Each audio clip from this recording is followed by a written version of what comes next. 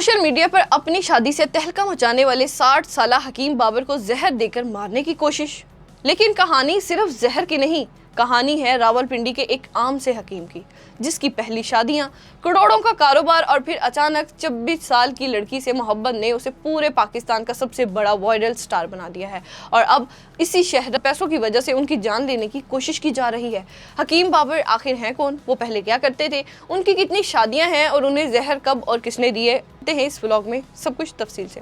नाज़रीन, सबसे पहले बात करते हैं हकीम बाबर के माजी की। हकीम बाबर का ताल्लुक बुनियादी तौर पर रावलपिंडी से है, जहां वो एक तवील अरसे से हिकमत यानी देसी जड़ी बूटियों से इलाज कर रहे हैं। सोशल मीडिया पर आने से पहले वो रावलपिंडी में एक नामूर खानदानी हकीम माने जाते थे, जिसका मतलब यानी क्लिनिक बहुत अच्छा चलता था।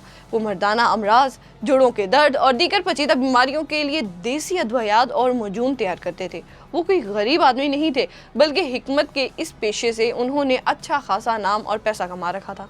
अब आते हैं उनकी निजी जिंदगी और शादियों की तरफ, जिस पर इंटरनेट पर बहुत सी अफवाहें हैं। हकीम बाबर की जिंदगी में शादियां हमेशा एक अहम मौजू रही हैं। अंबर अली से शादी करने से पहले भी हकीम साहब की शादी हुई थी और उनकी पहली बीवी से उनके जवान बच्चे हैं, जिसकी शादियां हो चुकी हैं और वो खुद दादा नाना बन चुके हैं। उनकी पहली फैमिली रावलपिंडी में ही है। लेकिन उनकी ज़िंदगी में असल तूफान तब आया जब उनकी मुलाकात सोशल मीडिया पर वीडियोस बनाने वाली 26 साला अंबर अली से हुई। हकीम बाबर के वायरल होने की वजह बनी उनकी और अंबर अली की उम्र में तकरीबन 34 साल का फ़र्क था, जबकि 60 साल के हकीम साहब ने 26 साल के टिकटॉकर से धूमधाम से शादी की थी। तो सोशल मीडिया पर एक भूचाल आ गया। यूट्यूब चैनल्स ने उनकी इंटरव्यूज़ करना शुरू कर दिए। हकीम साहब का कैमरे के सामने खुलकर मोहब्बत इजहार करना, अंबर अली का उनके लिए व्लॉग्स बनाना और दोनों का एक दूसरे के साथ रोमांटिक अंदाज में इंटरनेट पर आग की तरह फैल गया। देखते ही देखते उनके अपने यूट्यूब पर लाखों सब्सक्राइबर आ गए और वो महाना लाखों रुपए कमाने लगे, जिससे उनके रवायती जड़ी बूटियों के कारोबार को एक बैनुल अक़वामी ब्रांड बना दिया गया। लेकिन जहां इस वायरल शोहरत ने उन्हें पैसा और नाम दिया, वहीं ये शोहरत उनके लिए जानलेवा भी बन गई। हाल ही में हकीम बाबर ने एक इंतहाई सनसनीखेज इंकशाफ करते हुए बताया कि कुछ दिन पहले उन्हें खाने या मशरूब में खामोशी से जहर मिलाकर देने की कोशिश की गई है। हकीम साहब के मुताबिक जहर दिए जाने के बाद उनकी तबीयत अचानक इतनी बिगड़ गई कि वो मौत के मुंह में चले गए। वो खुद एक हकीम हैं और जड़ी बूटियों और जहर के असरात को समझते हैं, इसीलिए उन्होंने फौरी तौर पर देसी तरीका इलाज और बर वक्त तिब्बी अमदाद के जरिए अपनी जान बचाई। उनका कहना है कि ये जहर बहुत ही सुस्त रफ्तार या इंतहाई ख़तरनाक था, जिसका मकसद उन्हें हमेशा के लिए खामोश करना था। अब सवाल यह है कि जहर के पीछे की वजह क्या थी।